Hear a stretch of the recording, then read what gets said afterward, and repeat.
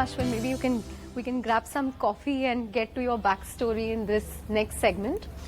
So, what's different about you is this is your second venture, Eruditis. You started up actually. Your first venture was Travel Guru. Sometime in 2008, 2005. 2005. But it had to fold in the aftermath of the Mumbai attacks and the the subprime crisis and so on. So how did that change you as an entrepreneur when you were building out your second venture? And how did you go from travel to education?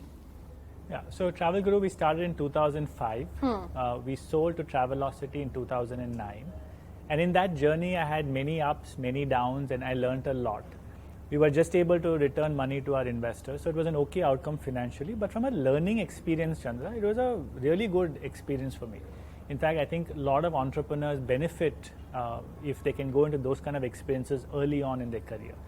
It definitely shaped the way I thought about my second startup, Eruditis, right? So one is I was not in a mad rush to raise capital. Second, for the first 6 years, you were bootstrapped. You did not raise any money at all. And we were profitable, which is why we didn't raise money. But we had a passionate focus on product market fit. That every year we would work with one university. Next year, one more. And we would really understand, hey, what drives the student success in a certain program, right? And when we decided to go online, which was also about 6 to 7 years later, and that's why we had to raise capital, we had a very good idea of how to create these online courses. We follow a SPOC pedagogy, small, private, online courses, versus say a MOOC pedagogy, which is like, hey, it's all self-paced, it's you, your laptop, maybe some popcorn. We believe that no, the magic that happens in a classroom that we had seen up close, we would sit in every single class, Chaitanya, my co-founder, and I, our families were involved. And we said, look, how do we recreate this magic online, right? And so growing slowly, but focusing a lot on the product. And then of course, from 2017, we raised our round and we've scaled, quite nicely. But that was part of our DNA. That came out of my learning in my first startup, where I think we raised a lot of money and started scaling, but the product market fit wasn't fully proven, right? So, I think a second-time entrepreneur is probably, and again I say probably, it's not 100% assured, is probably a better entrepreneur. Because you've made your mistakes the first time around. Funnily, we make mistakes second time round as well, and that's true for me as well. Right? If I reflect back, but is it faster to course correct because you know what you're doing wrong? You're more self-aware. Is that perhaps the change the second time around? Absolutely, absolutely. You made certain mistakes. Also, I think you're more grounded. You're not flustered by the ups and downs. You don't get your ego come in the way of this is my idea and this is the way it has to work. More than ego, I think. So the first time when I would pitch to in say Travel Guru, I would pitch to a venture capital, they'll say no. I used to feel like, oh my God, something's wrong. Is it me? Is it the business? Something's wrong.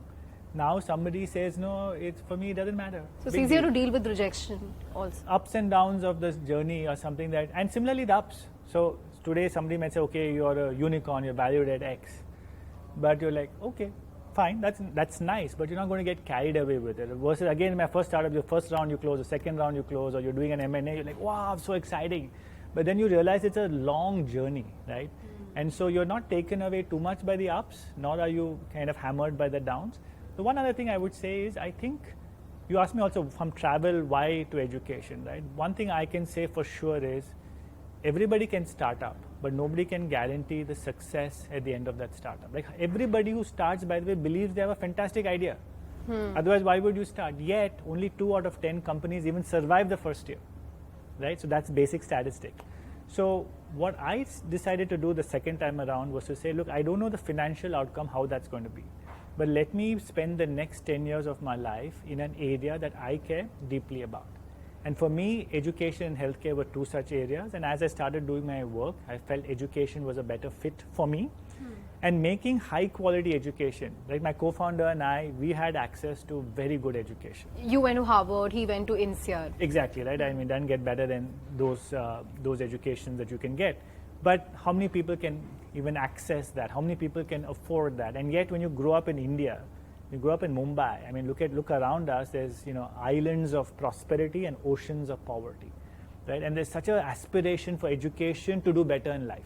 And so, how could we make high quality education more accessible and affordable? And I said, look, if I spend 10 years doing this, and at the end of that I don't make a single rupee, but my life was well spent.